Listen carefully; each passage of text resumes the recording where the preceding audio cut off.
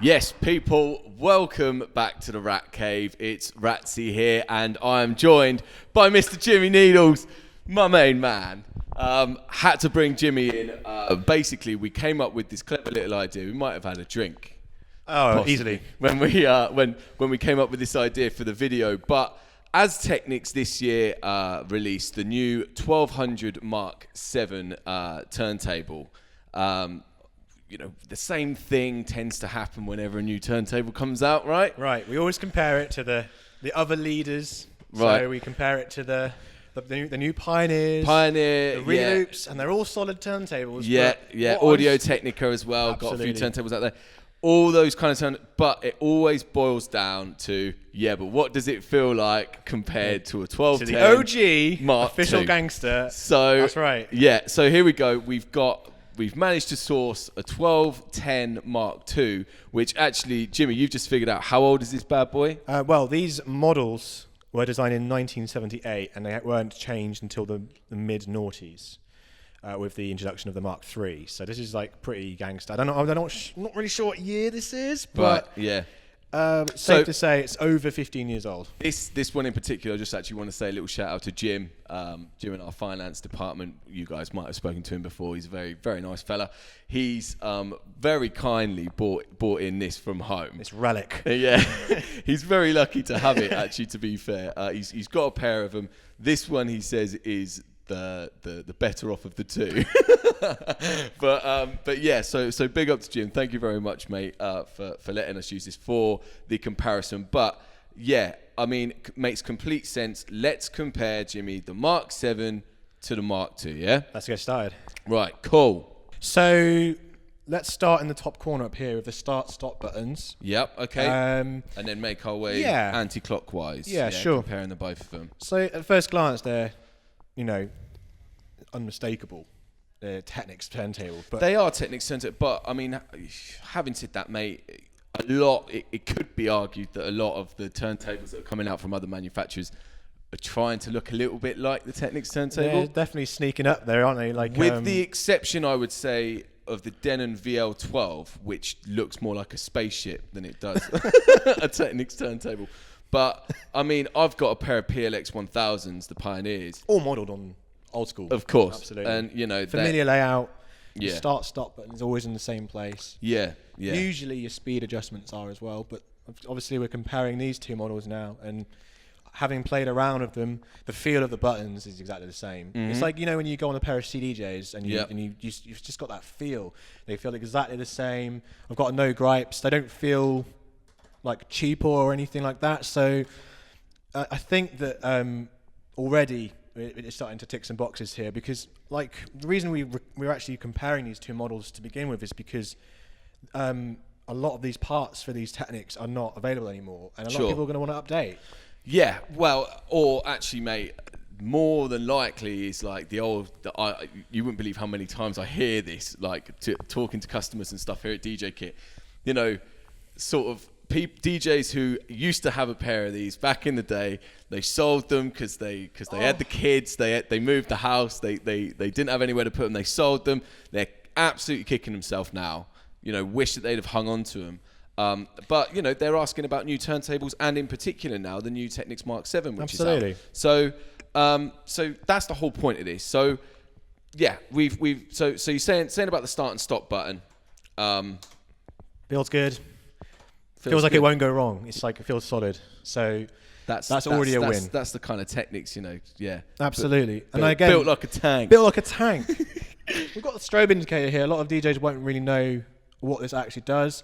It's a red light that will actually indicate whether your platter is playing at 0 pitch. Yeah, which is very important for if you're playing vinyl, not time code, but actual vinyl. Yeah, very important, because a well-used turntable, the pitch also can fade on it, and it will lie to you where I've been on Technics that you bring the pitch up to like +3 and it will spin round at 1,000 miles an hour. You don't need the indicator to tell you that, but it's very slight adjustments of the pitch you want to know about.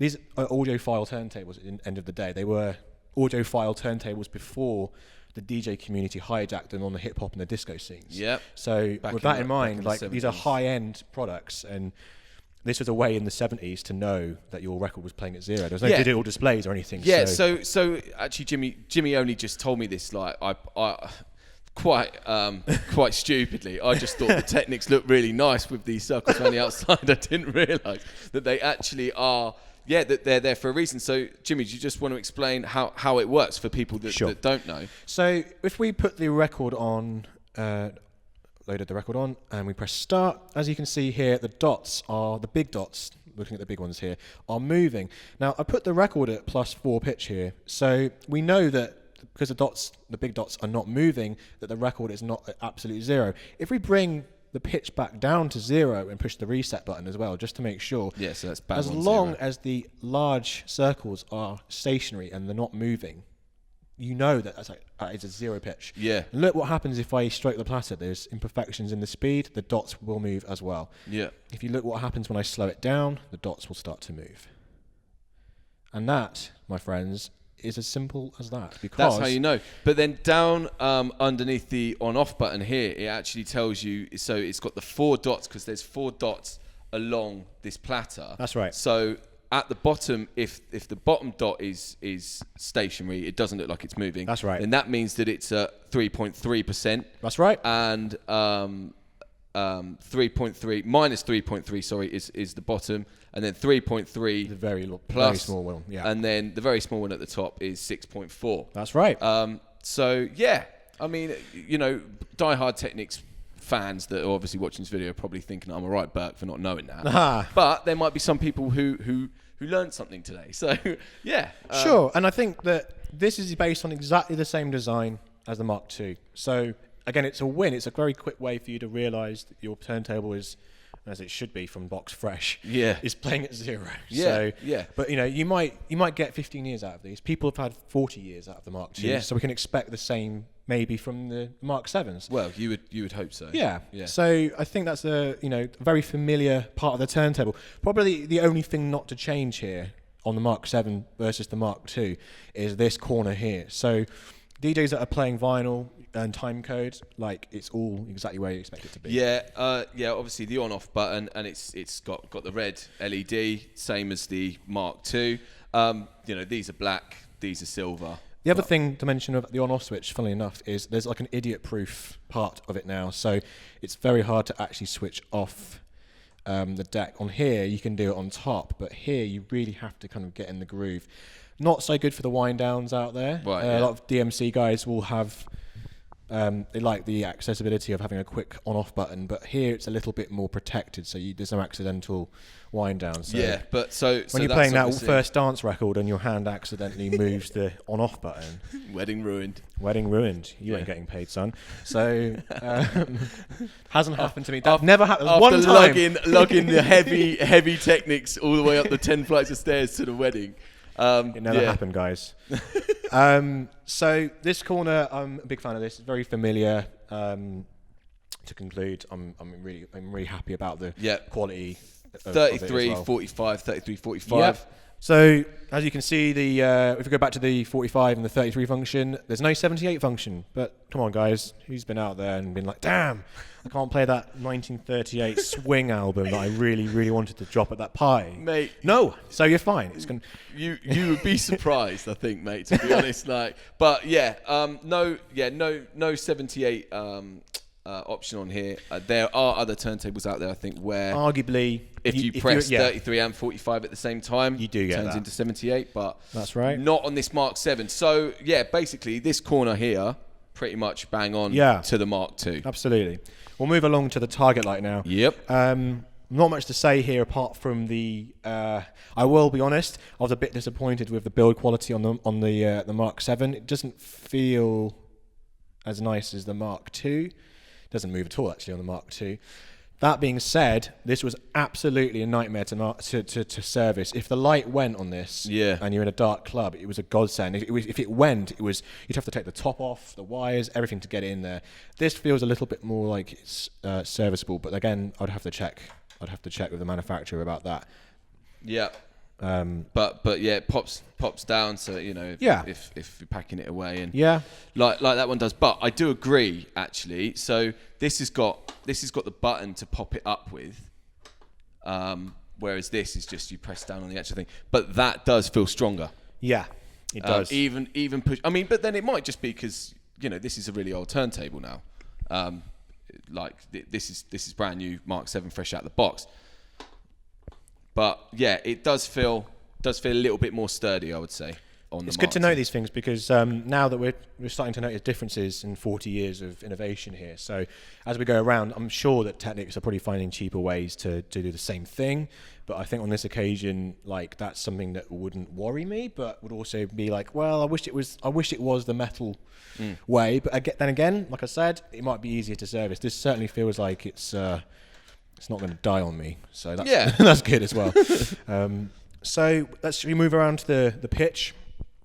Some of you might recall that the pitch on the Mark 3s and the 5s had a reset button and a 16% plus minus option, which I welcome on the Mark 7. There's not that on the Mark 2, but we have a 0 pitch quartz lock, which will bypass the pitch, and whatever it says here, it will be 0. Yeah. Which again is great for playing doubles in the club, or if you're using timecode, or if you want that record if you're mixing quickly and you want a 0, you have to move the pitch. If you want that big circle to stay in the same we place. want that big circle to stay in the middle. That's it. Pitch reset right there, and then you've got like the that's right. Yeah, you've 16, got 16, which right there, I welcome because getting between genres, especially now that a lot of DJs are using timecode and Serato and Tractor and Record Box.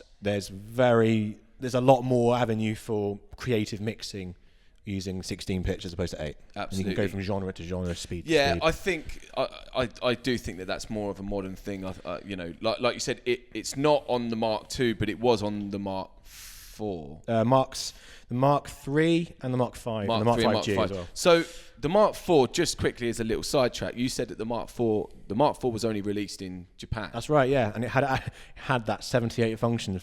So for all you swing nerds out there, get yourself to Japan for. But they were never commercially released, as far as I know. But obviously, couldn't have been that much in demand, because otherwise you'd think that they would have it on the Mark 7, right? So the one thing I would say about the pitch on both turntables is they feel very much the same. Even this is like 15, 20 years old and it feels identical. How accurate it is, we'll see later on the comparison. But sure, once we get the mixer plugged in and you can start spinning on it. But there is a click, a 0 click on the Mark II. Yes, and there is not that on the Mark 7. And I think a lot of people have welcomed that. I, for one, actually like the click, but that's my preference. Yeah. You've got a reset buttons if you really want to be obsessed over it. But again, the build quality of the pitch feels good. The reset button feels good, and the ×2 pitch, which you activate from this button here, that feels like it's not going to break. It's pretty sturdy. But that's a welcome addition. Absolutely. Yeah. Absolutely. Yeah.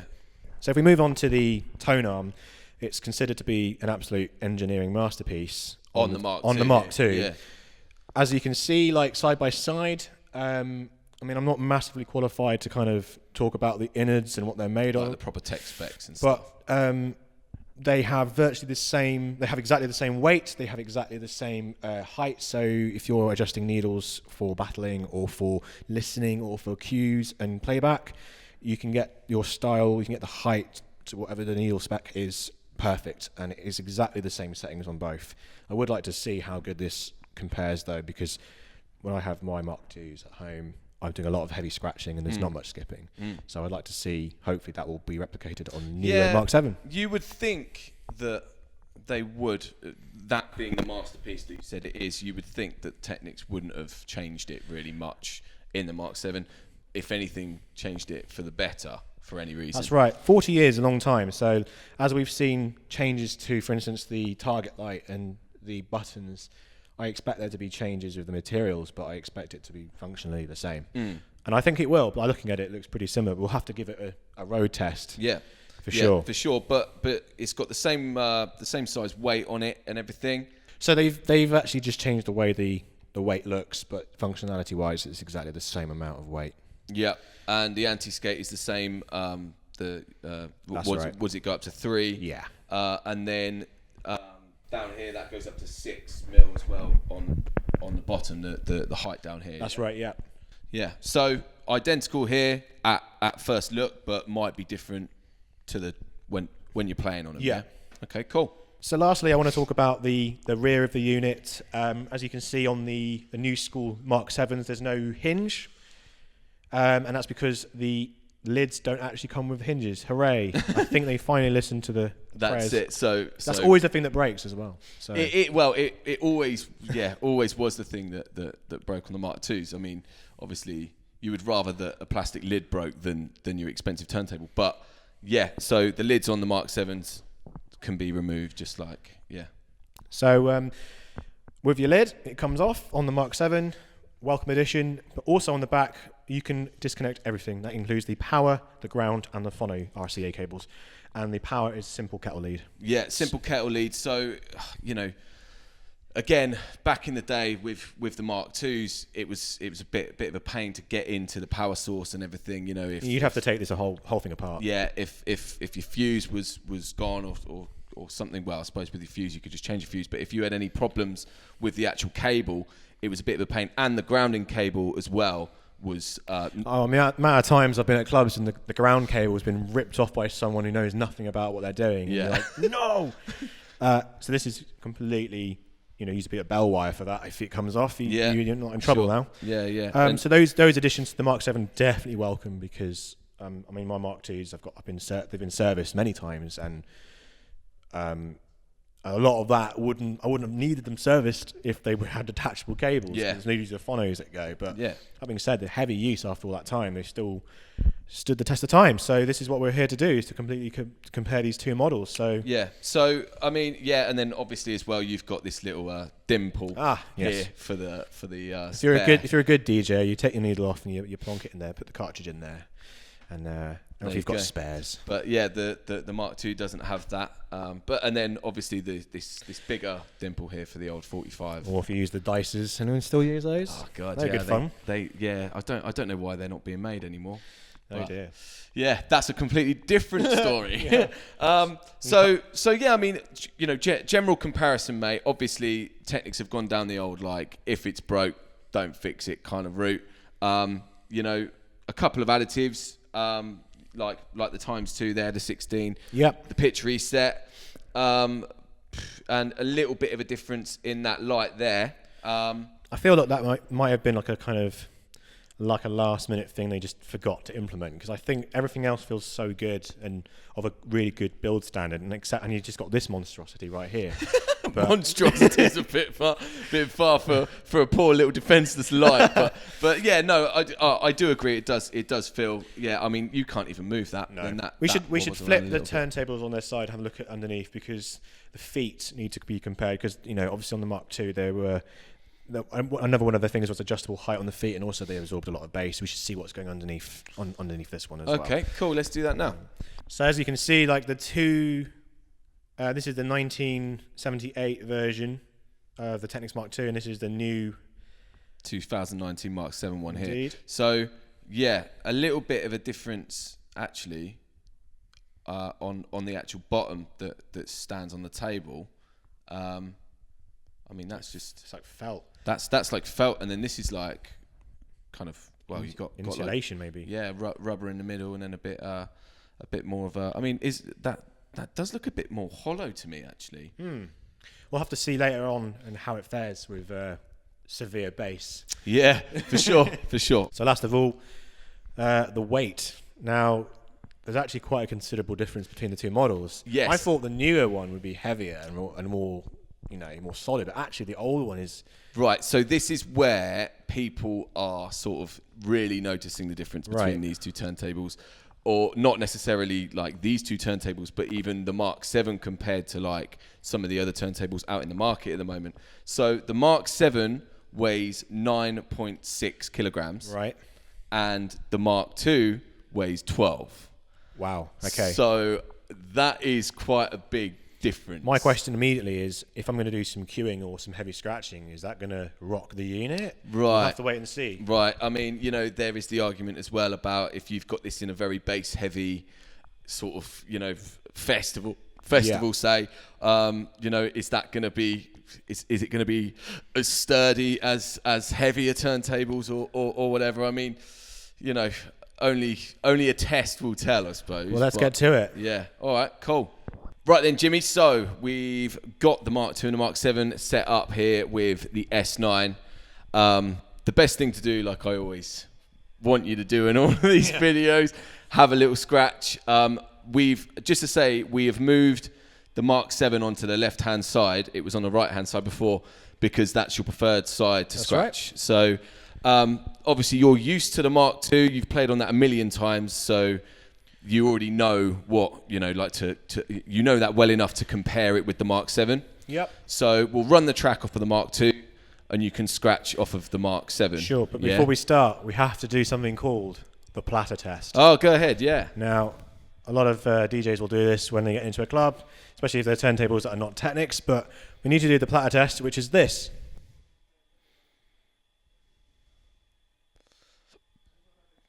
And as you can see, there was little movement, which is great because that means you're going to get maximum stability for mixing and scratching. Awesome. Which is great. Already a kind of thumbs up positive for the Mark 7 so far then. Yeah, cool. All right, mate. Let's run a beat off. We'll have you doing a little routine or just have a little scratch. Very, very short one, and then you can tell me basically the comparison. Sounds good.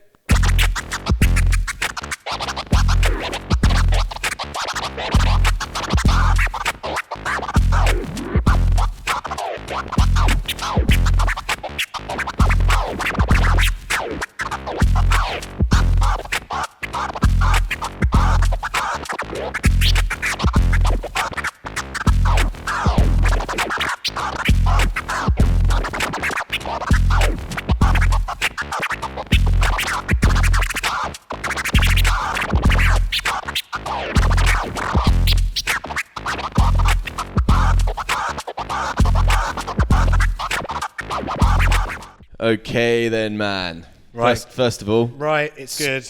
Loved it, as per. So come on in. Mark 7. Feels good. Feels really good. Good. Stability. The tracking's good.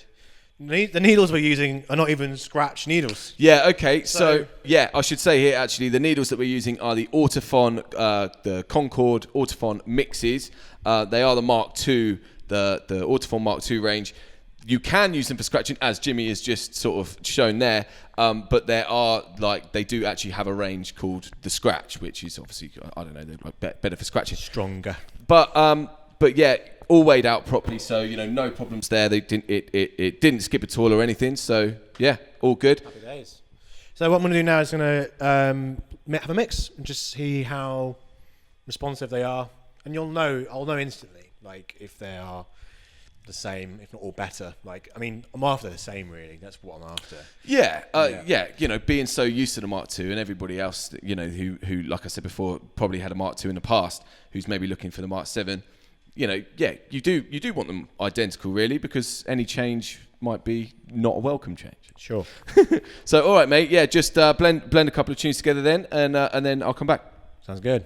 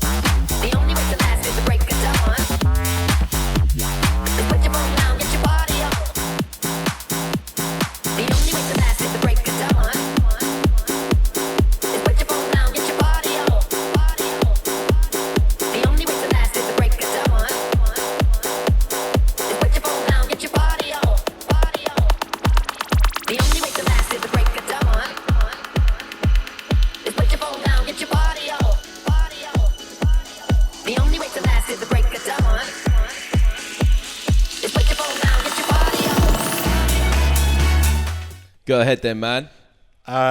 What can I say? It just feels a lot more solid, more responsive. I was a bit skeptical at first. I've read a lot of like kind of early reviews, and I thought I need to try these for myself.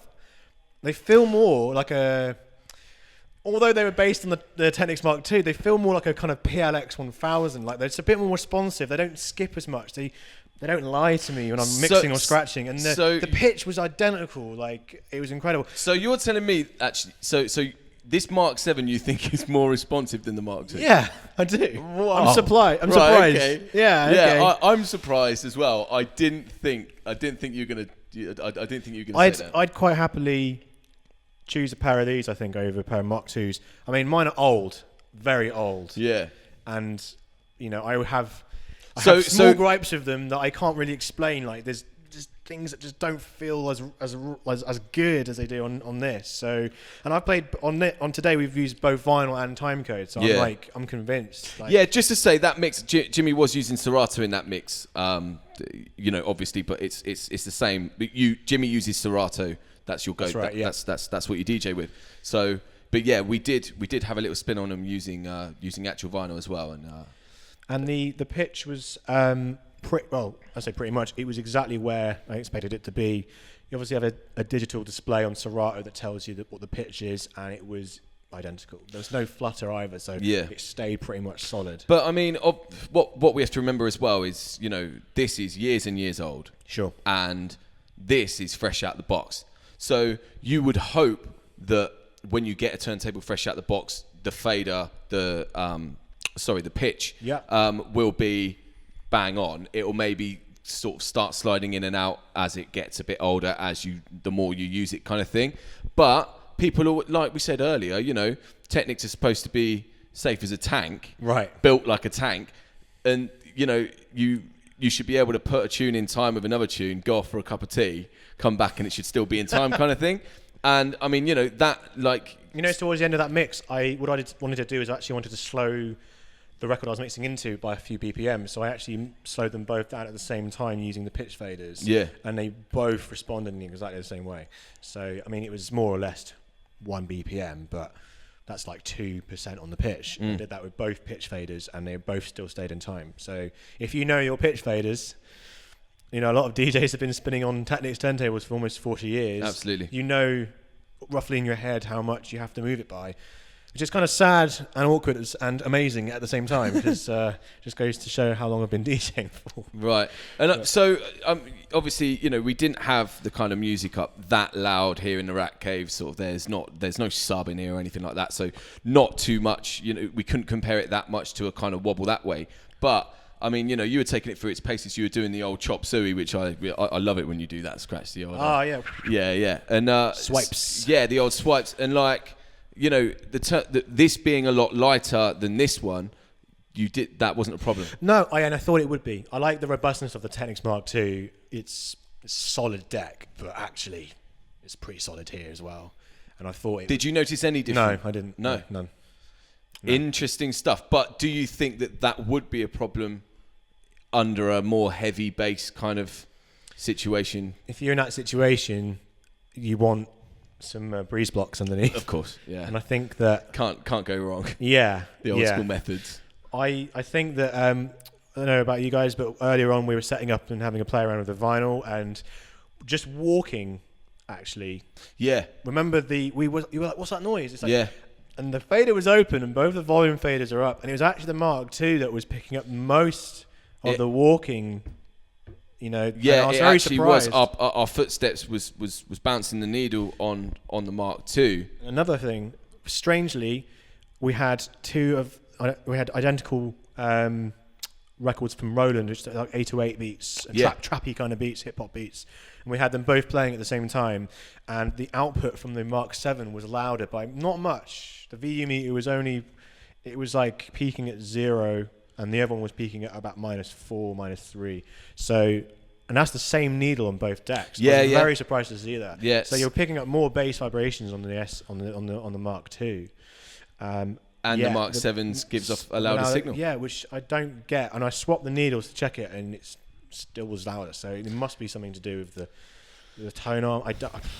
So I'm extremely impressed. I mean, yeah, there you go then, man. So actually pleasantly surprised. Were you coming into it thinking that it wasn't going to be as good, but Well, yeah, and also like, but now it's better? Yeah, Are you actually saying that the Mark 7's better than the old classic, the old reliable? if I could get a pair of these, I would. Yeah, Wow. I would. Okay. I would. I mean, I'm sure a lot of diehard Mark II fans, myself included, like getting them serviced is great up until a certain point, but you can only do that for so long. Sure. And the thing is, like, at the end of the day, guys, these turntables were actually invented for an audiophile high-end spec market. They weren't invented for DJs. DJs weren't a thing. The DJs are the ones that hijacked this and turned it into the icon it is today. So the fact that they've brought out something that still fits our needs in this day and age is amazing. Yeah, obviously they had that. How long? When was the last one out? It was like a 9-year break that they've had. It's 2010. I think they 2010. stopped making the Mark 5s and the Mark 5Gs. So 9-year break. They bought out that the GR. Yeah, that's right. Which we've found is, and actually this is worth saying, as obviously it's a completely separate turntable, separate subject, but we have found that the GR is more of a hi-fi turntable rather than a turntable for DJing. Right. Okay. So that, guys, just if you're looking at the Mark 7s and the GRs and the new Technics that are out now, if you're a DJ, the Mark 7s are better for DJing than the GRs. The GRs are more for just listening to your old records. Just to summarize, I think that anyone that's after the old school feel and the old school quality of a Technics Mark II won't be disappointed with the Mark 7. It shouldn't be. I mean, the only thing is, the only thing is that weight difference. I think that's putting a lot of people off, and they think because it's lighter, it's not as robust and it's not as good quality. Yeah, but I don't know. I think that might make it easier for getting them around. Like, oh, for sure. It's still a solid deck, compared to other like brand leaders out there. Like, there's still quite a hefty piece of equipment. Mm-hmm. Like, it's not light by any measure. Like, no. Well, no turntable's going to be real lightweight, is it? But yeah, I think just good to recap that I thought that would be its biggest gripe, and actually, it didn't really. So actually, so to fully conclude this comparison, then, your biggest gripe out of the Mark 7 versus the Mark II is the light. Yes, folks, you heard that correctly. There you go. So as long as you're using these in the daytime. Wow. You're happy. Yeah. You're happy. I'm so surprised. I came into this thinking, no, you cannot beat the Mark II.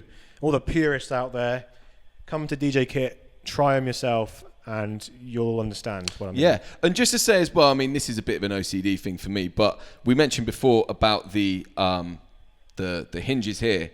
Without the hinges here, it actually makes it sit better next to to a mixer.